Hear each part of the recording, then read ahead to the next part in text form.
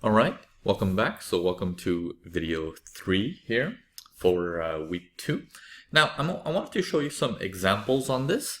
Okay, some examples of the breaks and increase in volume and moments when they're not like that, so you can get a better idea. I'm going to show you the good ones as much as you can, and then I'm going to prepare you for your homework in such a way that you're going to notice these little nuisances.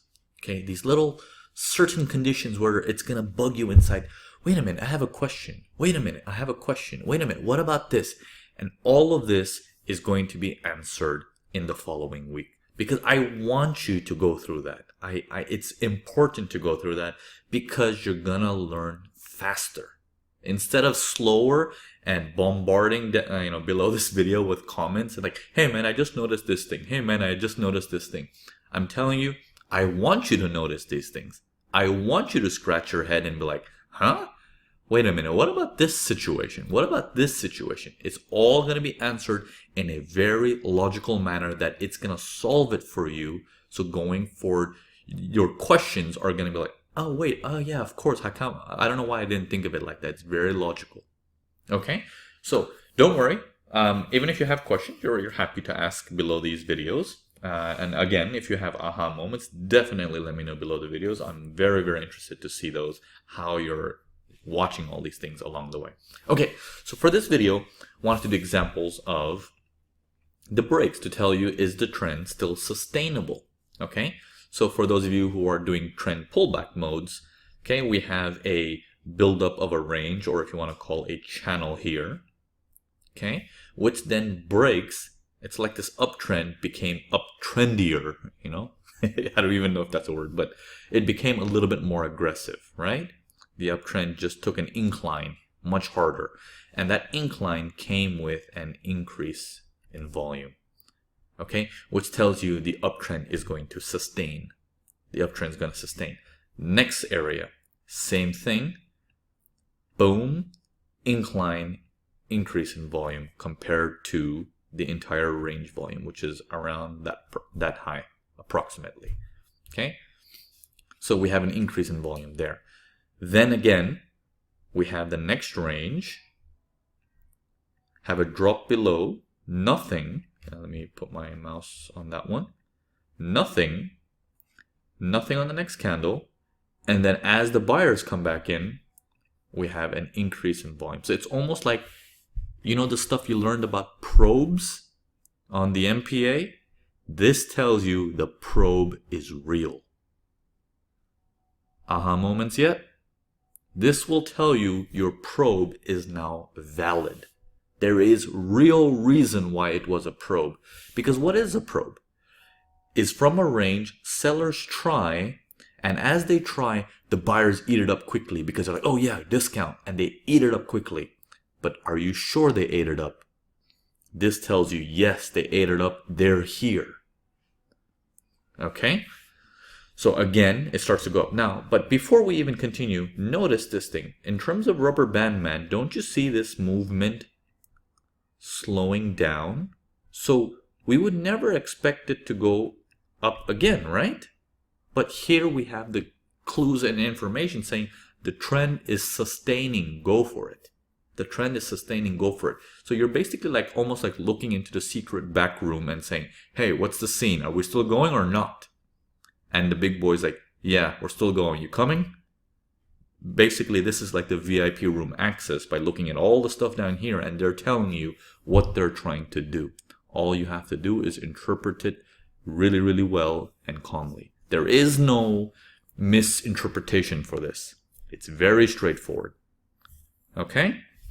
Now, the next one, it moves up and it starts to develop a range here as well. But now, on the break here, either on the probe side or on the upper side, let's take a look at it.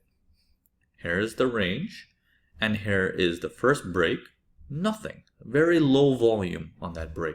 Okay, here's the break on the upper side. Okay, it just pokes out a little bit. Okay, it's not high volume also. Okay, it's just poking out a little bit.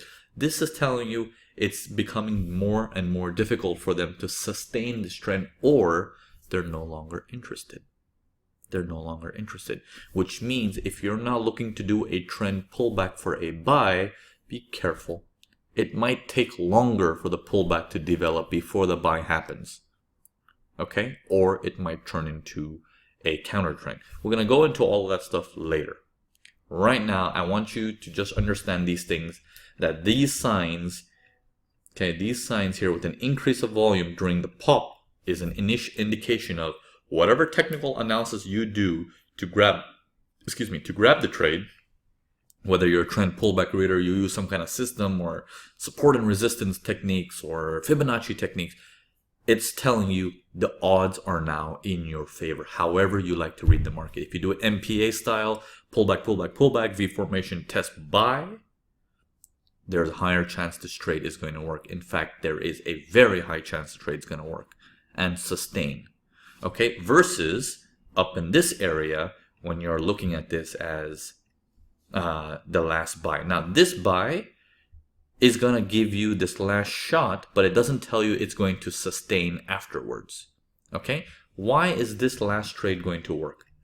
Okay, so for example, this piece here, it's because you got the information prior to it telling you, hey, there was strong buyers sustaining this, so any pullbacks for a buy will still make you money, but anything after that, you aren't getting a pullback for a buy because it's like, wait, first of all, I didn't break the high, and where is my volume?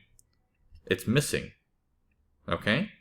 It's missing. That tells you they're no longer looking to sustain it, at least for now.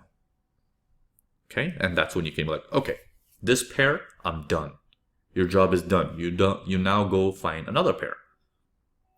Okay, so I hope all of this is making sense for week 2. I didn't want to go all out crazy. Sorry that the videos are long. I like to make shorter videos, but it's okay. I believe you need this a lot more. So I wanted to go in as deep and slowly as I can, even if it takes a little bit longer on the videos. Okay. Now, for your homework, I want you to now notice these things as you sit down to trade for London or the US. Promise me one thing, please. Do not trade size on this right now. Don't go in all out. Don't trade bigger lot sizes. In fact, still be on demo. Because I want you to, as you notice these things, I'm telling you right now, you're going to notice a few problems. And it is my job to tell you, I want you to notice those problems, write them down, and think about them. Because next week, we're going to go over these problems piece by piece. And you're going to understand them more and more. It's going to answer a lot of your questions. Okay? So write them down, monitor them. I want you to watch this piece by piece. What's going to happen is you're going to now see these nuisances. And as you build this experience and you go into the next week, those nuisances will get solved and your trading is going to get better. And that's just week 3, okay? That's just week 3. So your trading is going to get better. So focus, do everything slowly as possible. Please do not trade. Again, I'm reminding you, please do not trade big on this while you're still in training. Take it slow. Learn the stuff first, okay? All right. Now, if you have any questions, do let me know in the videos below, but more importantly, if you are having aha moments and breakthroughs, let me know in the videos below as well, in all the videos that you have seen for this entire week.